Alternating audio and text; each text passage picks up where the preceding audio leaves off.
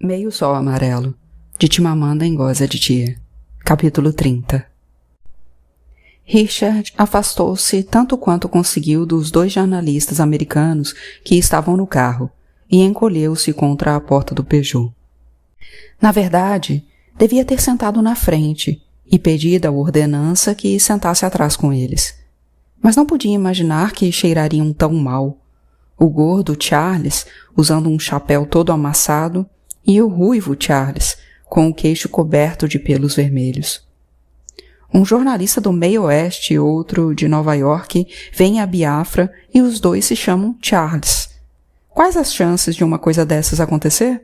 Perguntou o gorducho, rindo, depois que se apresentaram. E nossas mães nos chamam de Chuck, as 2. Richard não sabia quanto tempo haviam esperado em Lisboa para tomar o avião até São Tomé. Mas, em São Tomé, a espera por um voo de ajuda com suprimentos para Biafra fora de mais de 17 horas. Eles precisavam de um banho. Quando o gordo, que estava sentado ao lado de Richard, começou a falar sobre sua primeira visita a Biafra, no início da guerra, Richard achou que ele precisava de um antisséptico bucal também. Vim num avião de verdade e aterrissamos no aeroporto de Port Harcourt, disse ele. Dessa vez, porém, voei sentado no chão de um avião que não tinha nenhuma luz sequer, ao lado de 20 toneladas de leite em pó. Estávamos tão baixo que eu olhava para fora e via as explosões laranja do fogo antiaéreo nigeriano. Me deu um medo filho da mãe. Riu com seu rosto largo, fofo e agradável. O ruivo não riu. Nós não sabemos ao certo se aquilo era fogo nigeriano. Podia ser dos biafrenses. Que história é essa? O gordo deu uma olhada para Richard, que manteve a fisionomia impassível. Claro que era fogo nigeriano. Seja como for, os biafrenses estão misturando comida e armas nos aviões que voam para cá, disse o ruivo. Virando-se para Richard, perguntou. Não estão? Richard não gostou dele. Não gostou daqueles olhos verdes desmaiados e do rosto sardento. Quando foi encontrá-los no aeroporto para entregar os passes, dizer-lhes que prestaria serviço como guia e que o governo de Biafra lhes dava as boas-vindas, não gostou da expressão zobateira do ruivo.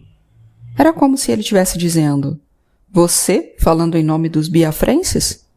Nossos aviões de ajuda carregam apenas alimentos, disse Richard. Claro, concordou o ruivo, apenas alimentos. O gordo debruçou-se por cima de Richard para olhar pela janela. Não acredito nessa gente toda dirigindo e andando pela rua. Nem parece que tem uma guerra acontecendo. Até viram um ataque aéreo, disse Richard. Ele afastara o rosto e estava segurando a respiração. Será que podíamos ir ver o lugar onde os soldados biafrenses mataram um italiano que trabalhava na prospecção de petróleo? Perguntou o ruivo. A gente faz uma matéria sobre isso no Tribune, mas eu gostaria de fazer um artigo maior. Não vai dar, disse Richard rispidamente. O ruivo continuava olhando para ele. Certo, mas será que teria alguma novidade sobre o assunto? Richard expirou. Era como se alguém estivesse borrifando pimenta numa ferida. Milhares de biafrenses mortos e esse homem querendo saber se havia novidade sobre a morte de um branco. Iria escrever sobre isso, sobre a regra do jornalismo ocidental. 100 negros mortos equivalem a um branco morto. Não há nenhuma novidade, disse ele. A área agora está ocupada. Na barreira, Richard falou em Ibu com a defensora civil.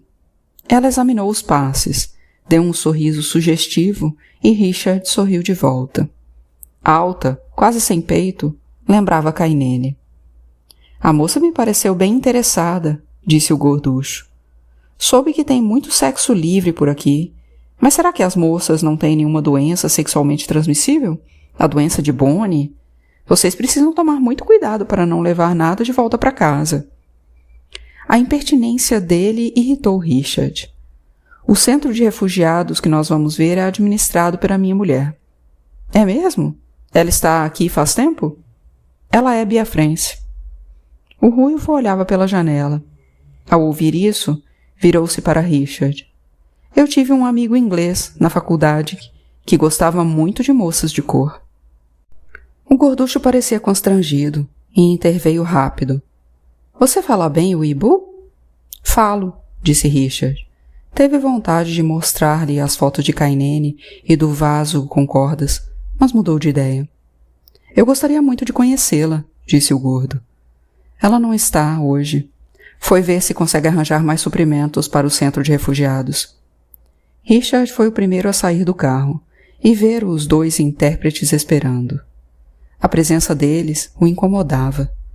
Verdade que os idiomas, as nuances e os dialetos quase sempre lhe escapavam, em Ibu. Mas o diretório estava sempre muito ansioso para enviar seus intérpretes. A maior parte dos refugiados sentados na porta observou a entrada deles com uma vaga curiosidade. Um homem emaciado andava de um lado a outro, com um punhal preso na cintura, falando sozinho. Cheiros de podridão pesavam no ar. Um grupo de crianças assava 2 ratos numa fogueira. Ai, meu Deus! O gordo tirou o chapéu e olhou fixo para aquilo. Preto nunca é enjoado para comer, resmungou o ruivo. O que disse? Perguntou Richard. Mas o ruivo fingiu não ter escutado e foi em frente, apressado, junto com um dos intérpretes, para falar com um grupo de homens jogando dama. O gordo disse: Você sabia que há montes de comida empilhada em São Tomé, tudo coberto de barata porque não tem quem traga os alimentos até aqui? Eu sei. Richard ficou um tempo calado. Será que você não se importaria de levar algumas cartas? São para os pais da minha mulher, em Londres.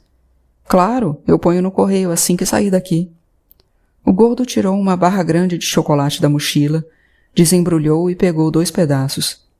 Escute, eu bem que gostaria de fazer mais. Foi até onde estavam as crianças, distribuiu algumas balas, tirou fotos e elas se aglomeraram em volta, pedindo mais. Uma única vez comentou: Que sorriso lindo! Depois que largou delas, as crianças voltaram para os seus ratos assados. O ruivo andava rápido, com a máquina pendurada no pescoço, balançando enquanto caminhava. Eu quero ver biafrenses de verdade, disse ele. Biafrenses de verdade? Perguntou Richard. Quer dizer, dê só uma olhada para eles. Deve fazer uns 2 anos que não comem uma refeição.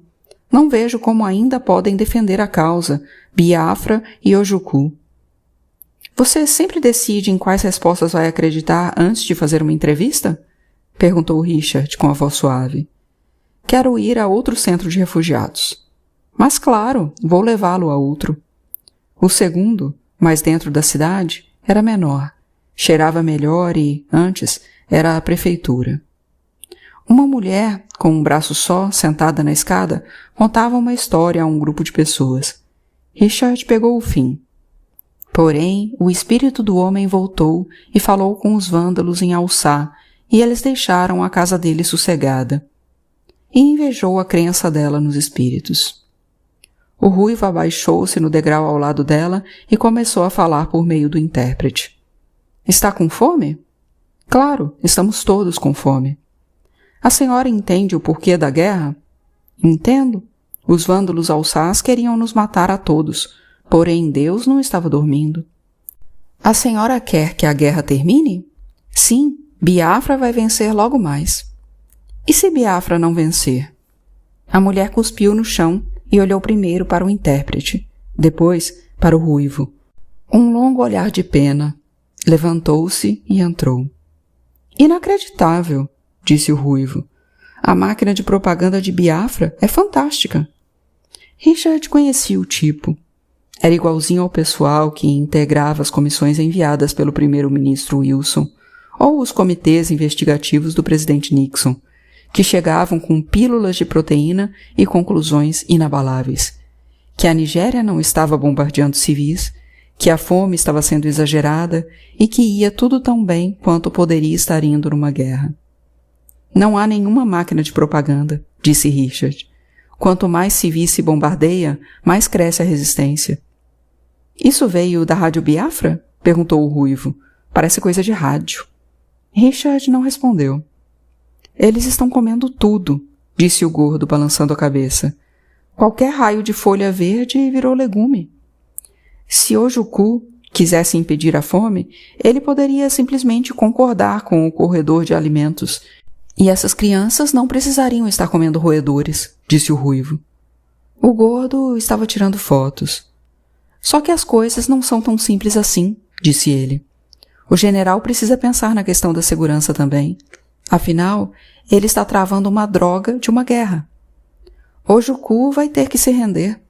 Essa é a investida final da Nigéria, e não há como Biafra recuperar o território perdido, disse o ruivo. O gordo tornou a tirar a barra de chocolate do bolso. E o que Biafra está fazendo a respeito do petróleo, agora que perdeu o porto? Perguntou o ruivo. Continuamos extraindo petróleo de alguns campos em que ainda temos controle. Em Egbema, disse Richard, sem se dar ao trabalho de explicar onde ficava Egbema. Levamos o óleo cru para as nossas refinarias durante a noite, em caminhões sem farol, para evitar os aviões bombardeiros. Você não para de dizer nós, disse o ruivo. Exato, eu não paro de dizer nós. Richard deu uma olhada para ele. Já esteve na África antes? Não, é a primeira vez. Por quê? Só queria saber. E por isso devo me sentir inexperiente na selva? Eu cobri a Ásia durante 3 anos, disse o ruivo, sorrindo. O gordo remexeu na mochila e tirou uma garrafa de conhaque. Deu para Richard. Comprei em São Tomé, mas não tomei. É coisa boa. Richard pegou a garrafa. Antes de voltarem para Uli, para pegar o avião de volta, pararam numa pensão e jantaram um ensopado de arroz com galinha. Richard odiava pensar que o governo de Biafra pagara pela refeição do ruivo. Alguns carros chegavam e partiam do prédio do terminal. Mais adiante, a pista era um breu. O administrador do aeroporto, em seu terno caque muito justo, apareceu para apertar a mão dos jornalistas e disse: "O avião deve chegar a qualquer minuto agora." É ridículo que ainda sigam todos os protocolos nesse cu do mundo, disse o ruivo. Carimbaram meu passaporte quando cheguei e perguntaram se eu tinha algo a declarar. Uma explosão chacoalhou o ar. O administrador do aeroporto gritou: "Por aqui!" E todos correram atrás dele, até o prédio inacabado. Deitaram-se no chão e ficaram lá. As vidraças das janelas tremeram e tilintaram. O chão estremeceu. As explosões pararam e veio então um tiroteio esparso. O administrador do aeroporto se levantou e escovou as roupas com a mão. "Sem problemas, vamos." "Está louco?" gritou o ruivo. "Eles só começam a atirar quando acabam as bombas. Não tem nada com que se preocupar agora", disse o administrador, com certo desinteresse, já saindo do prédio. Lá fora, um caminhão fazia reparo nas crateras de bomba recém-abertas na pista, enchendo tudo de pedregulho. As luzes da pista piscaram uma vez e depois a escuridão foi completa, absoluta, naquele negrume azulado. Richard sentiu a cabeça flutuar. As luzes se acenderam alguns instantes mais, depois apagaram. Voltaram a acender e a apagar. Havia um avião descendo. Veio o ruído do bordo de fuga atingindo o asfalto. "Ele pousou?" perguntou o gordo. "Pousou", disse Richard. As luzes acenderam e apagaram. 3 aviões tinham descido, e Richard se espantou com a rapidez com que alguns caminhões, de farol desligado, já se aproximavam deles. Os homens tiravam os sacos dos aviões. As luzes acendiam e apagavam. Os pilotos gritavam: "Depressa, seus preguiçosos! Tirem tudo rápido! Nós não vamos ser bombardeados aqui! Mais rápido, pessoal! Mais rápido, droga!" Havia um sotaque americano, outro afrikaner e um terceiro irlandês. "Os desgraçados podiam ser um pouco mais bem educados", disse o gorducho. "Eles recebem milhares de dólares para fazer a ajuda até aqui, droga." "A vida deles está em risco", disse o ruivo. "Assim como a droga da vida dos homens que estão descarregando os aviões." Alguém acendeu um lampião e Richard se perguntou se o bombardeio nigeriano lá no alto podia ver a luz e quantos bombardeiros voavam por ali.